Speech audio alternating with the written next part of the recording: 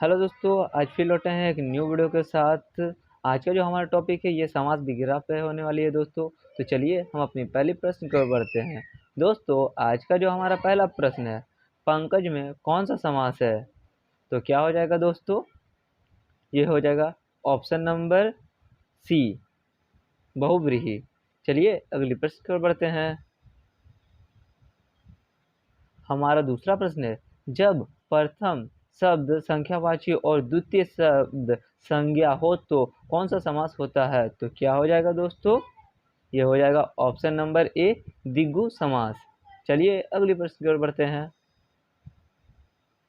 हमारा तीसरा प्रश्न है, जिन समासिक शब्दों में पहला पद संख्या को व्यक्तित्व करने वाला विशेषण होता है वो शब्द क्या कहलाते हैं? तो क्या हो जाएगा दोस्तों? ये हो जाएगा ऑप्शन नंबर बी, द्विगु समास। चलिए अगले प्रश्न पर बढ़ते हैं। हमारा चौथा प्रश्न है, चरण कमल में कौन सा समास है? तो क्या हो जाएगा दोस्तों? ये हो जाएगा ऑप्शन नंबर ए, क्रमधारय। चलिए अगले प्रश्न पर बढ़ते हैं। हमारा पांचवा प्रश्न है, चौराहा में समास है तो कौन सा समास हो जाएगा दोस्तों? ये हो जाएगा ऑप्शन नंबर सी, द्विगु समास। चलिए अगले प्रश्न पर बढ़ते हैं। हमारा छठा प्रश्न है, द्वंद्व समास में कौन सा पद प्रधान होता है? तो क्या हो जाएगा दोस्तों? ये हो जाएगा ऑप्शन नंबर सी, दोनों पद प्रधान होता है, उत्तर पद और पूर्व पद। चलिए अगले प्रश्न पर बढ़ते हैं। हमारा सातवां प्रश्न है, आमरण में कौन सा समास है? तो क्या हो जाएगा दोस्तों? ये हो जाएगा ऑप्शन नंबर बी, अव्ययभाव। चलिए अगले प्रश्न की ओर बढ़ते हैं। हमारा आठवां प्रश्न है, आजीवन में कौन सा समास है? तो क्या हो जाएगा दोस्तों?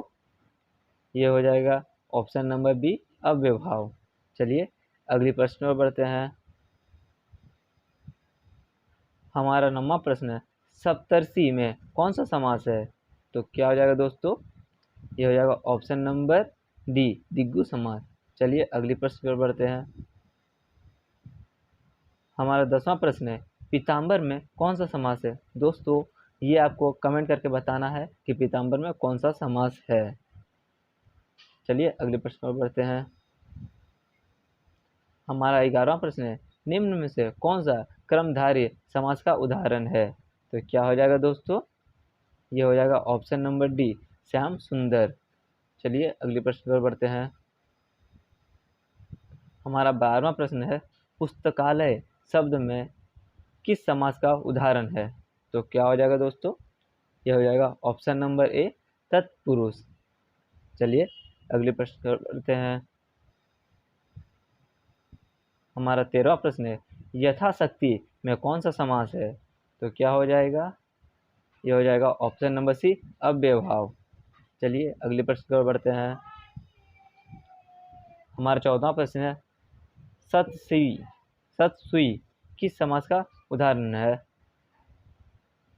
तो क्या हो जाएगा दोस्तों? ये हो जाएगा ऑप्शन नंबर डी, द्विगु समास। चलिए अगले प्रश्न पर बढ़ते हैं।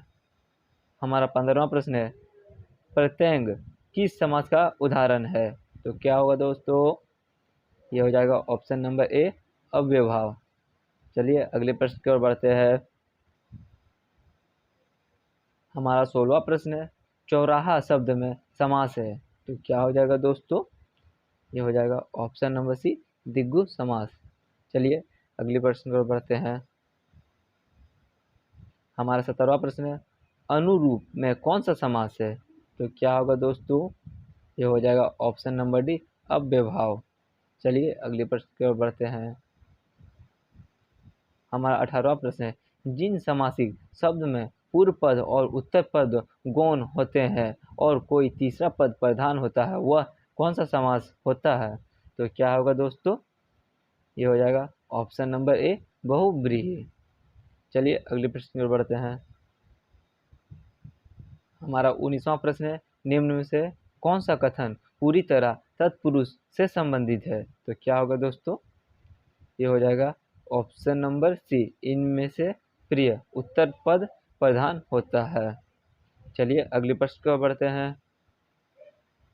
हमारा 20वां प्रश्न है, गौरी शंकर शब्द में कौन सा किस समास का उदाहरण है?